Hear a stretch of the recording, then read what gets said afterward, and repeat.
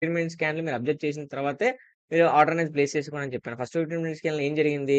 ఒక big bullish candle వచ్చిందన్నమాట. ఎప్పుడైతే బిగ్ బుల్లిష్ క్యాండిల్ ఒక 250 పాయింట్స్ మార్కెట్‌లో ఒక బిగ్ బిగ్ బుల్లిష్ క్యాండిల్ వస్తదో మార్కెట్‌లో మనం అప్పుడే ఎంట్రీ తీసుకోకూడదన్నమాట. ఎందుకంటే దాని నెక్స్ట్ 15 మినిట్స్ కూడా వెయిట్ చేయాలి కన్ఫర్మేషన్ కోసం. ఎందుకంటే ఇక్కడ ఫస్ట్ ఇక్కడే ఒక 30 మినిట్స్ ఒక 300 పాయింట్స్ మొమెంటం జరిగిపోతే ఆ నెక్స్ట్ 15 మినిట్స్ క్యాండిల్ ఇంకా ఏమవుద్ది ఆబ్వియస్‌లీ మార్కెట్ ఫాలోనే అవుద్ది గదా!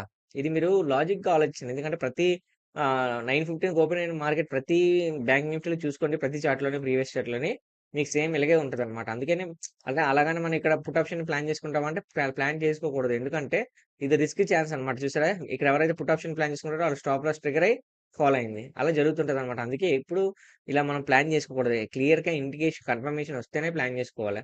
సో, నేనైతే ఈ రోజైతే ఎటువంటి ట్రేడ్ తీసుకోలేదు ఫ్రెండ్స్. ఎందుకంటే ఎక్కడ నాకు మొమెంటం అనేది ఎక్కడ కనిపించలేదు. మార్కెట్ ఒక సైన్‌లోనే బిగ్ కన్సల్టేషన్ అవుద్దనే ఇక్కడ నేను ఎప్పుడైతే